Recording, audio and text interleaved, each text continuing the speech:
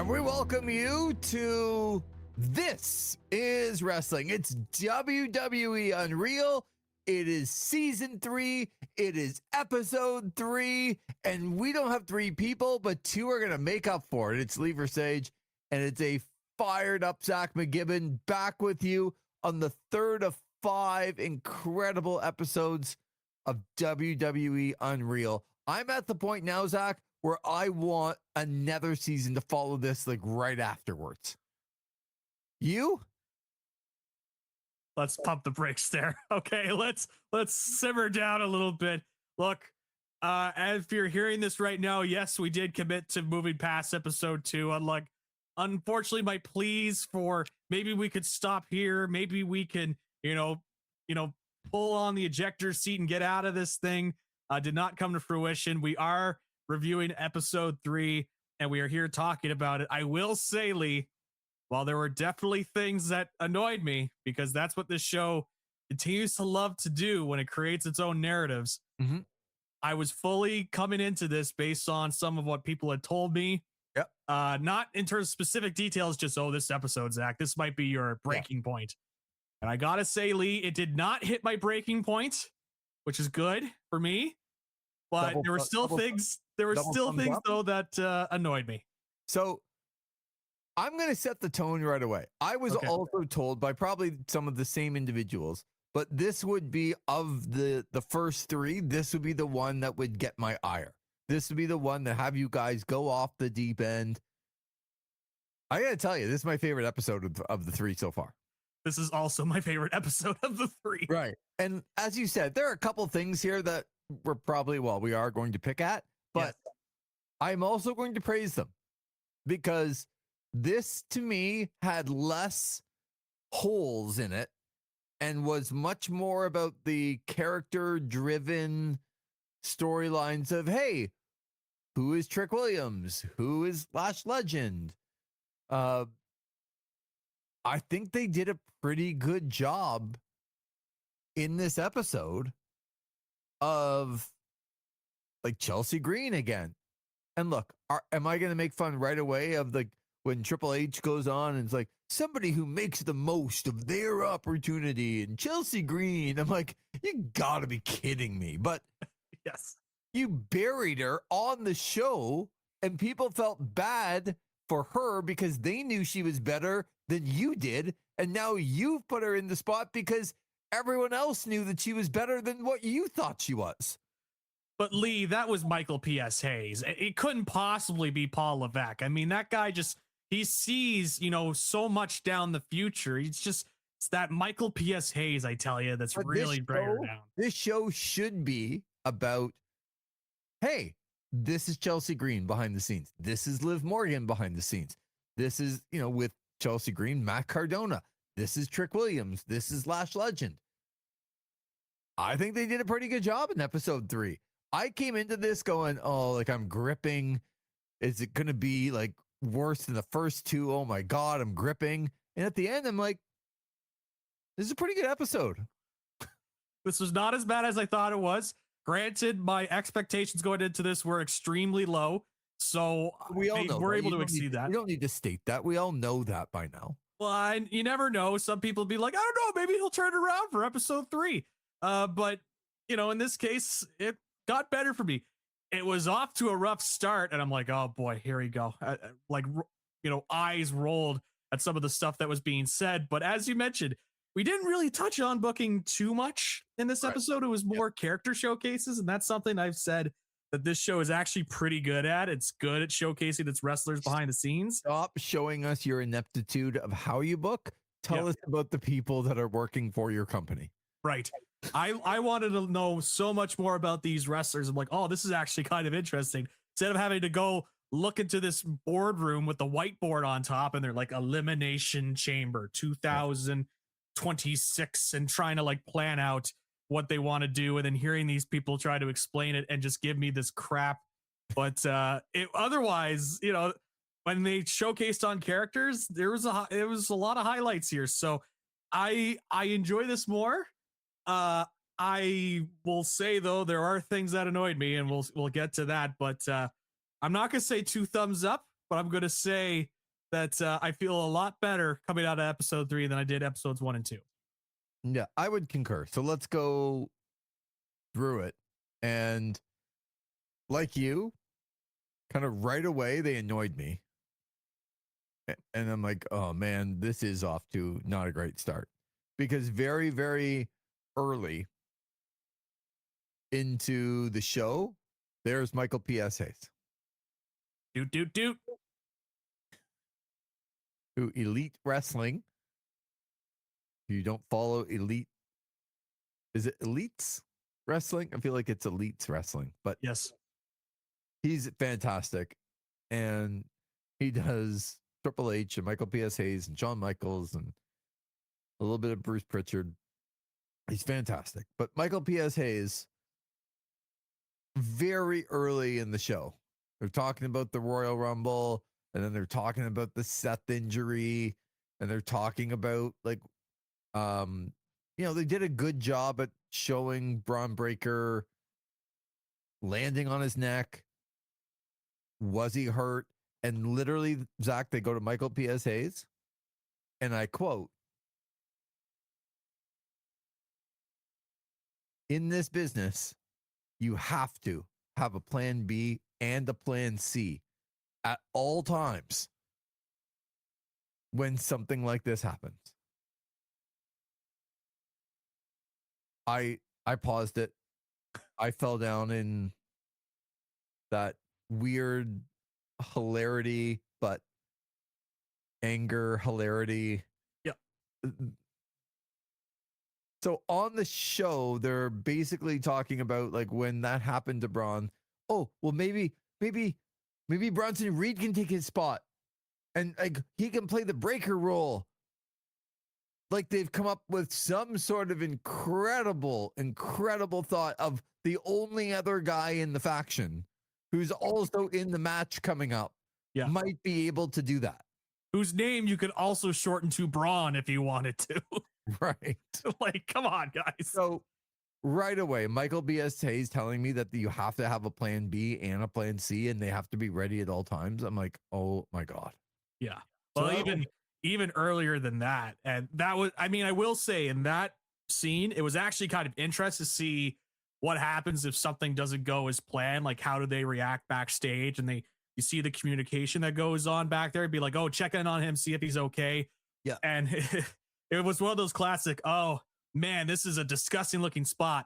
Let's replay this 15 to 20 times so that you could really grasp just how brutal and graphic this is. I was like, oh, this is kind of excessive a little bit, but I thought in terms of actually showcasing the communication was interesting. Of course, it's the WWE behind the scenes personnel, so they have to make it annoying with like, we need a plan B and a plan C, even though when Seth Rollins got hurt, we did not have a plan B or a plan C. Well, this is my point. Like, literally one guy gets hurt and a guy who gets hurt all the time, and they were like out of ideas. Yeah, they just threw their hands up in the air. I was like, oh, we gotta reset. We gotta wipe off that whiteboard and figure out some stuff new here. But the thing that annoyed me was even earlier than that. When we like literally first scene before we got into the intro was them in the writers' room, and they're talking about who should win the Royal Rumble and some of the options that they have to win the Royal Rumble. And one of the writers, I forget his name because I would not want to have my name associated with this, so I've just forgotten his name. But he's like, the logical path here is Braun Breaker. Like just the way that we've been pushing him. I'm paraphrasing, but essentially it's like just the logical steps, the way that we've been doing the storylines is Braun Breaker. So I'd like to put his name forward.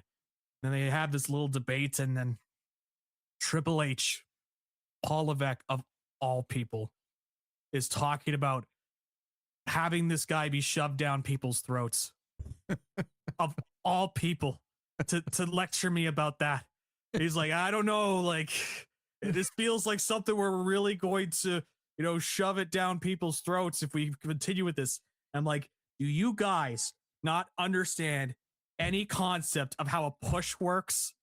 Do these people not know how a push works, where you want to have them get some wins and be showcased so that people can go, oh, that's the guy I want to cheer for. He does cool things. He does a powerful spear, and And so they shut that down. It's like, all right, we'll get back into the creative meeting later and we'll come up with some more ideas on who should win the men's rumble. But when that Braun Breaker scene came up, that was the one I'm like, oh boy, here we go. I can't do any more of this because of just the incompetency that I had to hear. Yeah. And once again, Bruce Pritchard, every time they show him in these creative rooms, he provides nothing of value. He is a babbling idiot. It's unbelievable on this show. Like, I literally watch him and go, what is he providing in these meetings? And he speaks all the time. Yes. Like, other than Triple H, there's a point, Zach, and hear me out. There's a point in those meetings when I kind of feel bad for Triple H. Because he looks around the room and he gets Michael Hayes saying things and he gets Bruce Pritchard saying things. And look, I want to be a Paul Heyman guy too.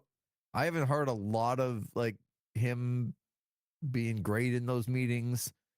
You got your yes guys, that one of the guys that you mentioned, and they kind of say the same things, but I'm putting myself in Triple H's spot going like, what the hell am I listening to? Like, there's like 10 people in this room. Give me an idea. Give me something. There's a little bit of me that feels bad for him.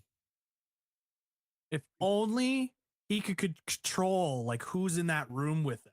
If only he had this sort of power as like a head of creative, you know what I mean? That could like oversee and determine like who should be brought in and who shouldn't be. Because not only that, Robert Roode is in these creative meetings now as well. Like we've been seeing a bit of him. Yep. I don't necessarily disagree, but I'm also like, he does have a little bit of a say to be like, guys, I don't know if, I mean, Road Dogg was let go. I'm assuming he had some sort of a say. And I know Road Dogg will say, look, I was getting burnt out and creative, and I ended up watching this episode of Unreal that made me look really, really bad. And maybe I don't want to be associated with this.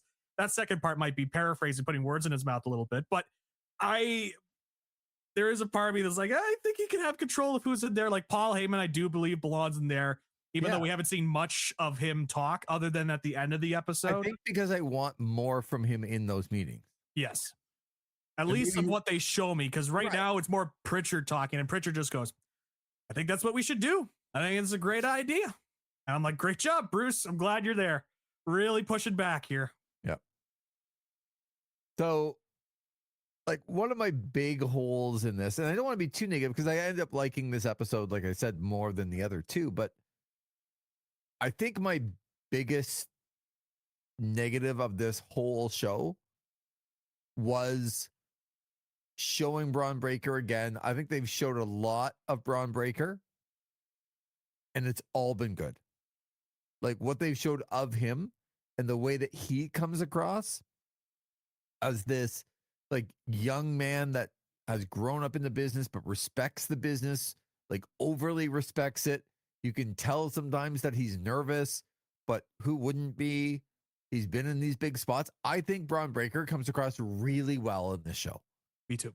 And they go through it again where like he lands on his neck and maybe we're going to push him and maybe he's the winner of the Royal Rumble and we'll get back to it later.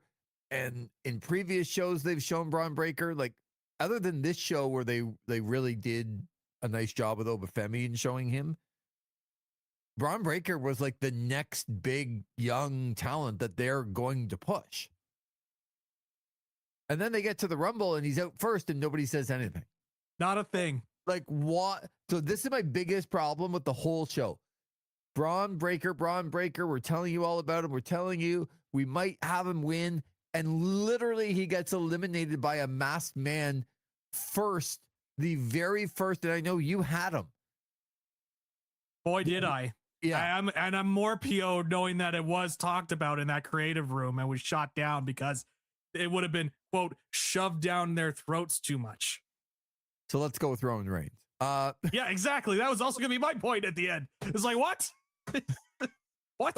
Let's go with the guy we pushed for 12 years. Yes. I continue to push to this day. Yeah. So I just did not like, I'll rephrase. I very much like the first 90% of what they've shown of Braun Breaker and the behind the scenes and getting his perspective and setting up that he's going to be the next guy. But in true WWE fashion, they finally get to the Rumble and he gets eliminated first, and there is no explanation, Nothing. explanation as to what happened.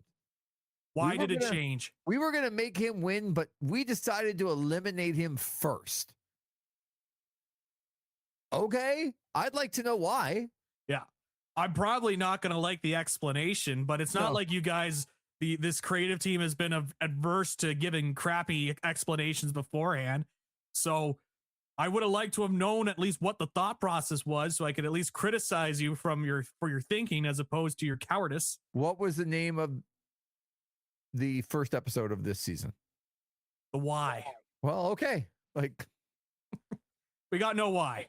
Just tell us the why. Yeah.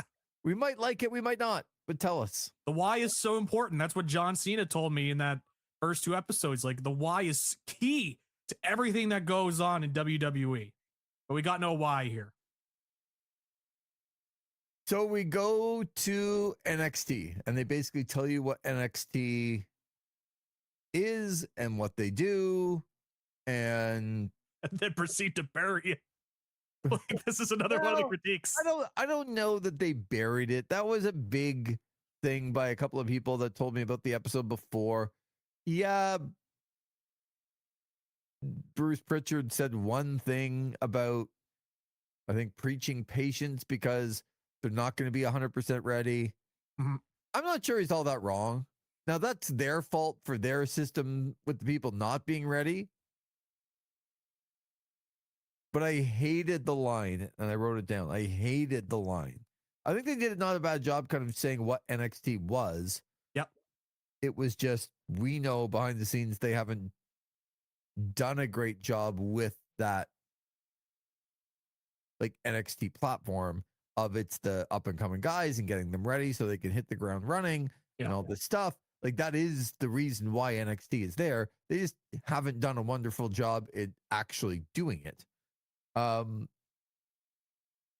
Saying that Trick Williams might regress if they leave him down there. That's what I was also going to circle in on. Like, oh my God. What? You mean the developmental program that's supposed to make these wrestlers better? They're supposed to be better. They're supposed to develop. The guy's going to regress while he's down there? He's there too long? This is like in pro sports when you have somebody playing well at the AHL level in pro hockey or in AAA baseball, and they're performing really, really well. Like, they're the star down there. Do I think Trick Williams was like off the page a star down there? No.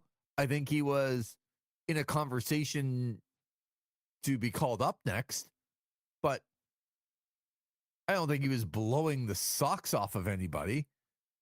So saying he's just going to regress if you leave him down there because he's done everything, I'm like, I don't know about that. Like, you leave people down in the American Hockey League sometimes too long because there's still a lot to learn about the pro game. Yep. And guess what, Zach? With hindsight, Trick Williams has regressed on the main roster. Yes. He's not exactly turned into Mitsuharu Misawa in the main roster. So nice job by you. Thank you. I always got to try and sneak it in somehow. But I mean, yeah, I was just listening into this conversation that they were having about NXT, and I'm just sitting there as like, you hype up as like, oh, all this great facility. You have all these, talented wrestlers coming in, but then you come in and say, oh, these guys aren't ready, but I guess we're going to call them up, which is more of an indication of creative that they feel like they have to do this as opposed, and then of course the regression comment, which was what I was going to bring up too, where I was like, oh guys, like, this is supposed to be your showcase. You have a facility where you get access to some of the top athletes in all of the US. Like, these are people that are Division I NCAA athletes coming into your system. And what have they produced since then? In terms of high quality performance center people that you could safely say, okay, that's a good professional wrestler. Obafemi. Obafemi. And even then, that's still a bit of a work in progress right now. But Obafemi seems to me to be a guy like I could have brought him along. Like, he was going to make it, as Triple H did point out. He said at the beginning of the show that all we need to do is like provide the right path because this is almost a can't miss number one quarterback, whatever analogy he used. Right. And I don't disagree with him. It would have been pretty hard to screw Obafemi up. Yep. And they haven't screwed him up, but saying that they've brought him along, they've developed him, pretty sure he was going to develop on his own. That's like, hey, we drafted Connor McDavid. I hope he does well when he first gets here. Like, oh my God, he's amazing. And then the Oilers say, oh, we developed him. Yes. We drafted him. We developed him. Yeah, he's going to be pretty good regardless. Yes. It's like early days of Performance Center where they're bringing in guys like Roderick Strachan and Kyle O'Reilly. They have them wearing the Performance Center shirts. And it's like, man, we're really developing some great wrestlers. And I'm like, it's Roderick Strachan and Kyle O'Reilly and Adam Cole, like guys that have been on the independents way before they got to the Performance Center, at least with Obafemi. And he was somebody that really stood out for me in a big positive way to the point where I'm like, this is a guy that I would absolutely like the way that they portrayed him. And every time I've heard him talk and whatnot, I'm like, this is a guy that I would absolutely be putting the rocket ship on too. He came across so well in this episode. Yep. It was funny because it felt like a shift from the start of the episode. We're like, Braun Breaker's the next guy. Oh, Braun Breaker. We could shove him down people's throats too much in the Rumble, but Braun Breaker, he's so great. To Obafemi, he's so great. We love Obafemi. Oh, he talks so well, and he's such a blue chip guy. Oh, he's so great.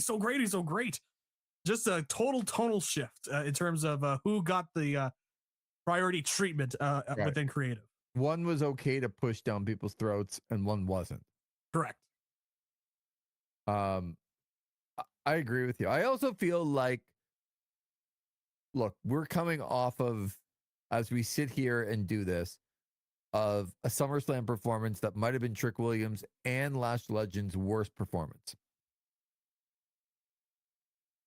So there's a bit of a negative vibe with them right at this second, but I think they came across really well in this episode. I think if you don't know anything about NXT or the WWE and they tell you that these are the up and coming stars, I think they came across really well. I think all of them, when they put a focus on who Braun Breaker is, who Trick Williams is, who Obafemi is, who Lash Legend is, even like, Liv Morgan's been around a lot longer, but who Liv Morgan is. We keep saying this, and I'm going to say it again. They do a fantastic job at showing you the right parts of their character to get them over. And especially with some of the younger talent like Oba and Trick and Lash and Braun Breaker. I think they've done a really, really good job at telling people, these are the next people. And we might know because we're really hardcore wrestling people that Trick Williams has kind of plateaued or even regressed right now. But if you watch this show, you don't know that. You would think he's some hot young upcoming prospect that's about to take over the WWE. Yeah. I came away with Trick Williams also positively, thinking he came across pretty well. There were points where I felt like he was, and again, maybe it is because I think it's good to note, as you mentioned, we are just coming off of the SummerSlam review where we just saw probably the worst performance of his in the main roster so far. So part of that might be this connotation, but there were moments where I felt like he was a little overly confident, on borderline cocky. And it's okay. Like, I'm big on having your wrestlers being confident and wanting to go up there and prove themselves. But there was a couple of points where I was like, hey, this is, and again, maybe it's the preconceived thing of like, you got to be at least a bit of a better wrestler before you could, like, just look, presentation. Yeah. Guy's a star. Like, you look at him like, whoa, like he jumps off the page, the way he carries himself. And with that, he's a bit of a showman. And I think that's what you're seeing. Yeah. Like, he definitely carries himself like a star, and he's a bit of a showman out there. But so I know what you're saying. I saw it too. I guess I want to believe in some of the other parts about, him and Lash seem like a nice couple. They seem naive, but naive together. And there's something innocent about that. Yep. Um, The scene where they were at the zoo and with the elephants, and that final scene of the elephant just peeing oh, forever. and they literally took. It felt like 5 minutes just seeing this elephant Yeah. just go, and I was like, whoa, all right. Like it was one of those little fun. I actually laughed way more in this episode of parts than I ever had in all the first 2 episodes combined. Yeah. Well, other than the parts where I laughed at some of these decisions that they were talking about, but in terms of like genuine, oh, these are human beings laughter, there was a lot of really good moments. Like they showed Seth getting the surgery, and they were talking about to Becky, who was there, like, oh, you could like watch him get his, rotator cuff worked on. And she's like, do I have to see the actual surgery itself? Oh, you can turn away. And they put her in the room. She's like, oh, this is too much. I can't look it away. That's what I was doing too. I looked away. I don't because you could totally like buy in with Becky. You're like, yeah, I don't want to see. No, I actually don't want to see that. So I looked away. So I totally agreed with her. That was a good moment. The zoo stuff with Trick and Lash, and Trick talking about how I'm a lion, and Lash didn't want to be a lioness. She just really liked elephants, so she's an elephant, which was like, that's pretty funny. Like, and then there's some good moments here. He was like, you're gonna have to change your attitude or change your mind, because I'm still a lion. Lions and elephants don't get along. That's right. It was some good little bit. And there's another funny bit in the future we'll talk about that I enjoyed. Here's where, Zach, the part of the program where you just tell us Obafemi's real name. All right, let me pull up the name here. It's I know like one of them, Isaac was his name. That's his name, Isaac. Yeah, that is the easy one of the 4. Yes. Out of respect, I'm not going to say the full name, but it is a lengthy name. Toriolua Oshiumi Isaac Odugbizan. Konosuke Takeshita. Right. But a good job with him. Shot put and coming over from Nigeria, and how shot put was a huge thing for him and got him on the map and taught him discipline. And as you said, like, it's a big one to be able to present your star like that. There isn't any show like this show on the actual shows where he doesn't come across like a star. And every part that they showed him in this one, whether it was in the Rumble, whether it was him talking about the shot put, regardless, this guy comes across like a star all the time. Yep. There was a lot of Cena elements I noticed with him, of just like willing to take in the information, wanted to go out, represent the company. There was a scene at the end of the Rumble when he got eliminated that he went up to Triple H, Paul Levesque, and he's like, just eviscerate me. Like, tell me what's wrong. Like, I don't want to hear all that. Like, just tell me what I need to do to improve. And Paul Levesque's like, no, it was good. It was good. Well, no, he said that he would tell him. Yes. He will go through it, but that wasn't the place, because obviously that was still going on. Yes. And to Triple H's defense, he's like, I'll tell you. Don't worry, I'll tell you.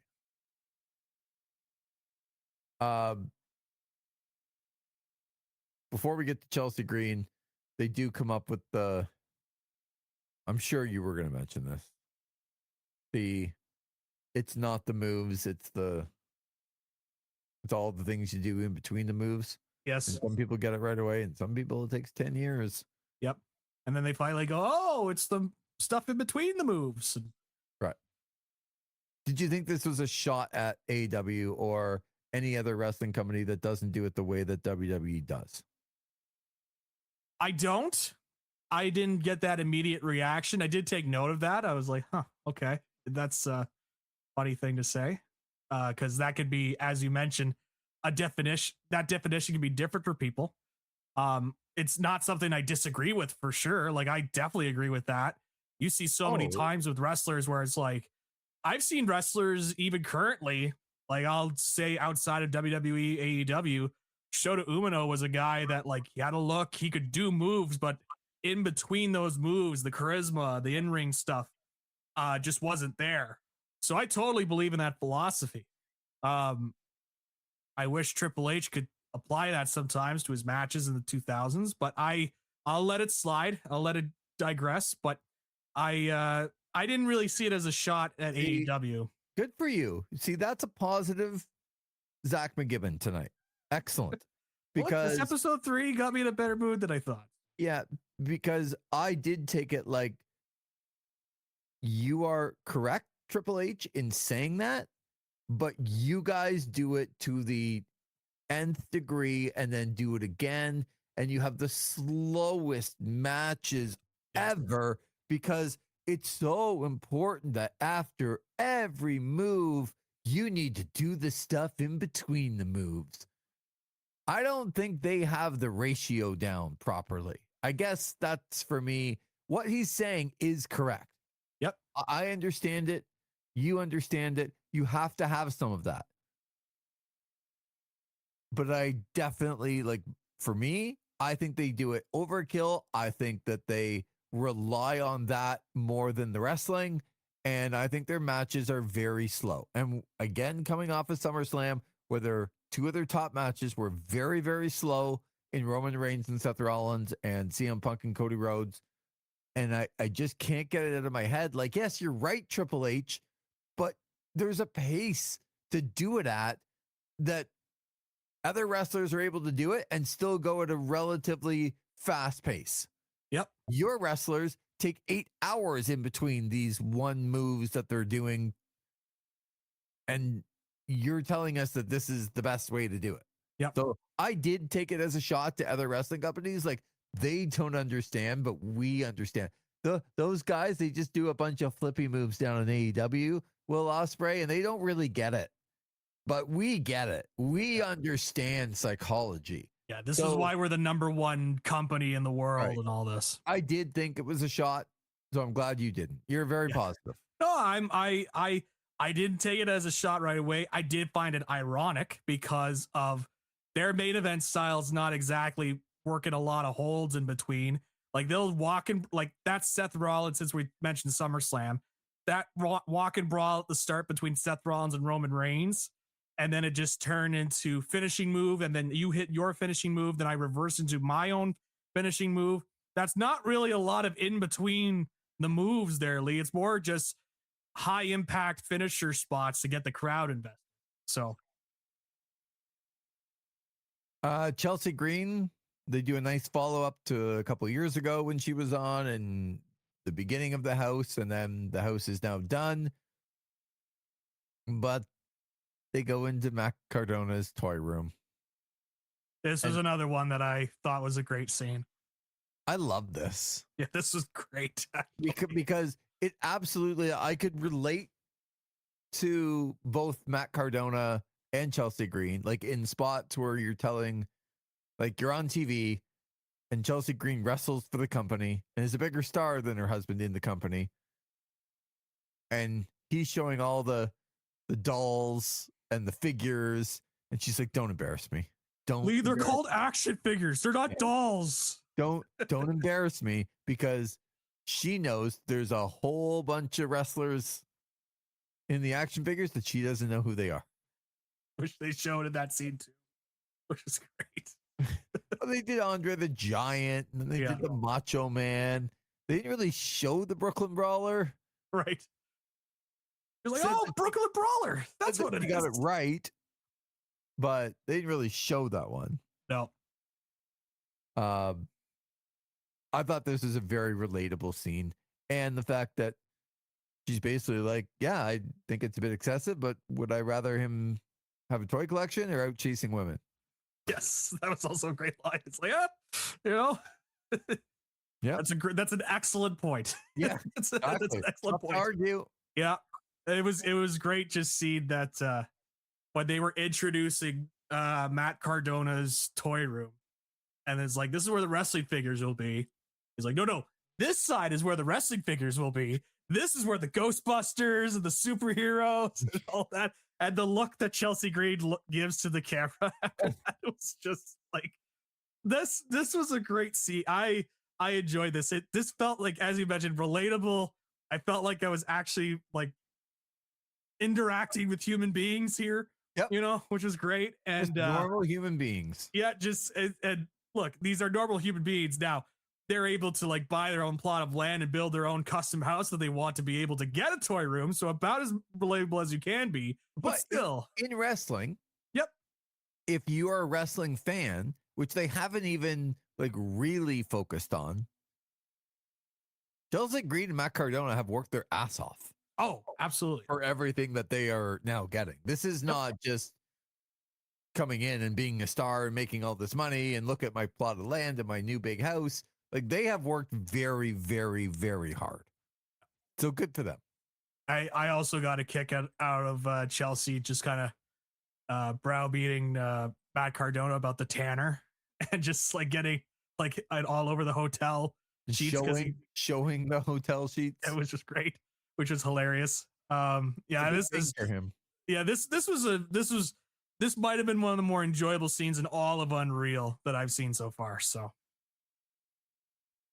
they then go to the Women's Royal Rumble and basically setting up that, like, they've been following Liv. Liv's been the runner-up the last couple of years. And like, they're setting up that Liv is going to win this. Yeah. And they go through it. Trying to think, like, oh, it was Charlotte and her teeth. Yes, the veneers. Which was kind of interesting. And then, showing Liv, and I think getting caught up in the moment, not pointing to the sign and having the referee to have to tell her she needs to point to the sign. But she was so caught up in it. Made her very relatable in this spot for me. It is kind of funny that they showed this just like beforehand. They were showing this, totally felt like a genuine human interaction between Chelsea Green and Matt Cardona. Then they cut to this where they're trying to force their moments in WWE. It's like, you gotta point at the sign, and the referee's going, it's like, point at the sign, point at it. Like, we're very keen on this point at the sign thing. It's just, and Liv's like all emotional about it. And I will say one thing too. Little bit of Saudi Arabia normalization. Like, you just go to Saudi Arabia for the Royal Rumble, of course, as you do. Yep. And I felt vindicated because I knew I was being gaslit by some of these WWE influencers that were telling me that it actually was more full than it looked on TV. It was just the lights on the chairs made it look like there wasn't that many people. But there were some clear shots that they were showing around the building. Like, nope, that's an empty chair. I knew it was an empty chair. And you're not trying to flash some light in front of me to tell me that, no, there's actually people there. No. There were empty seats there from that stadium that they built in like 3 days and then took down in 3 days, with no question about how they were able to do that whatsoever. So that would have been an interesting part of Unreal. How do they build a stadium in the parking lot of a building in 3 days and then take it down 3 days afterwards? Shockingly not included in WWE Unreal. Oh, well. You're not wrong. I mean, that is a big part of it. And then one of the other parts that wasn't really as much part of this show, but it was in the storylines. Like, even I forgot that she just eliminated Raquel Rodriguez from the match, from the Royal Rumble. And where did it lead to? And they're fine now. Yeah, they're still good. To this day, as we record here, they're fine. Like, you look back and go, shouldn't Raquel have been more angry about that? Guess not. Stuff happens in the Rumble. Every woman for herself, maybe. It's the thought process. I suppose. But again, good job at kind of showing who Liv was and the underdog. And she's an odd character to me because I have some of she didn't come from any of this. So she was a Hooters girl. She didn't come from any of this. She has earned everything that she has got. And then sometimes, like, she built the ring and it's in her backyard, but there's not that much there, and training and being hurt and wondering if you're going to be able to come back. Like, she certainly had an underdog story as far as to getting to this position. Mm-hmm. But sometimes she speaks and I'm like, yeah, come on, Liv. Like, just a little bit. Like, I there's a little ego in there too. Yep. Well, a lot of pro wrestlers have that, especially as you get further up the card. That's going to kind of shine through whether they intend to or not. So let's get to the men's Royal Rumble. And then that's where they showed Braun Breaker just being eliminated. And there was no explanation. I'm like, oh. Yeah. I looked at this. I'm like, there's my pick. And then there goes my pick. And I had forgotten he had been eliminated by Obafemi in that too. I was like, oh, that might be a little bit more symbolic than we may have initially thought at the time. As I think about it more, where Obafemi is at now compared to Braun Breaker. Yep. I mean, relating back to SummerSlam here, over the weekend, you had asked me, there's no way that the vision of Braun Breaker and Bronson Reed and Logan Paul are not going to be making any sort of appearance on SummerSlam. And lo and behold, they made not a single appearance on SummerSlam, but Obafemi front and center in a lot of it. So Mr. Iguana was on. Yes. You had to get your Mr. Iguana showcase. That was Stefan Paulson's pick in our Rumble pool. Amazing. He literally asked me, who the hell is this Mr. Iguana guy? Because he was not watching AAA. Yep. I don't blame him. Yep. I was like, all right. So this is where, for me, it fell a little flat, just a little bit, because they go to the men's Rumble and they are not following any of the four people that are in, like the last four. No. Which was Roman Reigns and Randy Orton and Logan Paul and Gunther. They're not following any of them. So they told the Obafemi story, and he's in and he's eliminating all these people, and this is his showcase, and they show the Brock Lesnar situation. So I thought they did a good job with all of that, and basically made a bit of a rookie mistake, and Brock took advantage, eliminated him. They got something there, and they knew they had something there. I think we all knew they had something there. But all of a sudden it was just, and Roman Reigns wins. And you're like, but you guys sat in the meetings and we didn't hear any of this. And yeah. And now you're just going, oh yeah, Roman Reigns won. Yeah, the way that they had teased this, we were going to come back to this in the meetings, and maybe we would have gotten intense discussion of like who should have won, who should win this match. Instead, you got, and Brock's going to be amazing. Don't worry about the end and who won and all that stuff as we were teasing. Don't worry about that. It was Roman Reigns. It was fine. Yeah. And then they just ended it. So it was a little flat for me. And I get it. Like, they were following Oba, telling Oba's story and telling Trick's story. But they didn't really follow up on Braun, and they really didn't follow up. Like, they followed up on the women's, but they didn't follow up on the men's. We just decided that we're going to push the same guy we've been pushing for 12 years. Yes. After literally on this same episode saying, we don't want to push this guy down people's throats. Right. So let's go with the other guy that's been our main event guy that we've been pushing for years. They didn't explain that very well. No. Like, I would have liked to have heard this thought process. Again, would I have probably been fed bullcrap? Probably. But I would have liked to have at least heard some sort of accountability. That's all I ask, really. It's in a lot of this. An inside look at what's going on. Yes. So tell us what's going on in certain situations. Yeah. Why did you go to Roman? Like if literally all it is was, we wanted to get to this match with Punk at WrestleMania and we felt this is the way to do it. Yes, it was safe, but logically it made sense. I would have pushed back on it, but I at least would have understood the thought process.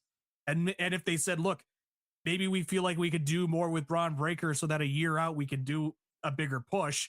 Now, if you were to have asked me at that point, I would have said, well, you've done this with a lot of other wrestlers. It never seems like you snap your fingers and you really commit to a guy, then I would push back on it. But I at least, again, would understand the thought process. But they didn't even bother to explain it. Yeah, and that's the thing. The idea of the show to me is for them to explain the thought process, especially on things that they bring up, because the beginning of the show was in the writer's room about who's going to win the Royal Rumble. And at the end, they didn't explain why they picked Roman Reigns to win the Royal Rumble. Yeah. That is very simple math. You showed us one thing, you teased it, but you didn't show us the end.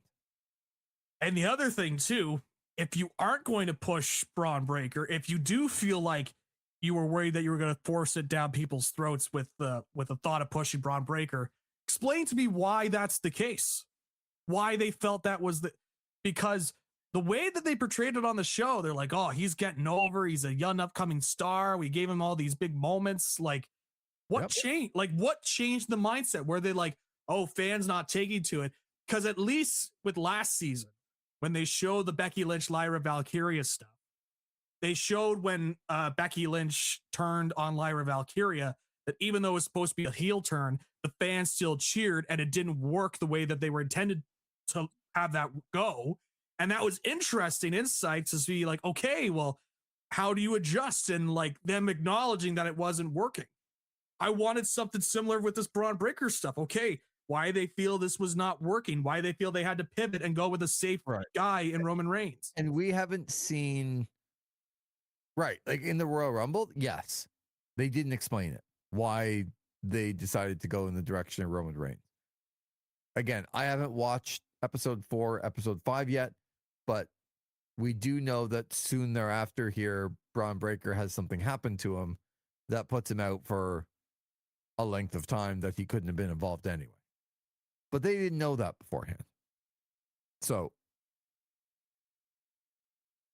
all of that said, Zach, again, I go back to, do I know more about Obafemi? Yes.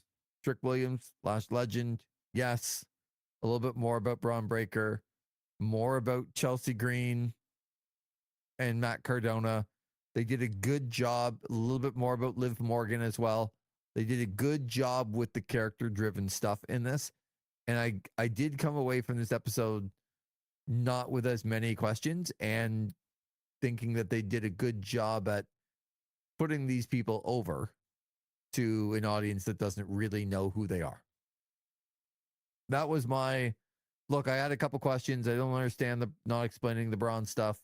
That was the big one for me, because you told us at the beginning that you're going to push this guy and maybe he's going to win the Rumble. You decided not to, and then you got eliminated first, and you never told us why, and you never told us why you're going with Roman. The whole idea of this show is to tell us why. Yep. So that annoyed me, but the characters that came out,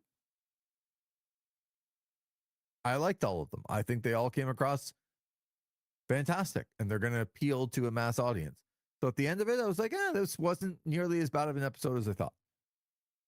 I was bracing for the worst coming into episode 3. Because again, after episode 2, I was begging and pleading with you. We could just get out of this and pretend that this was all just a bad nightmare and we could move on.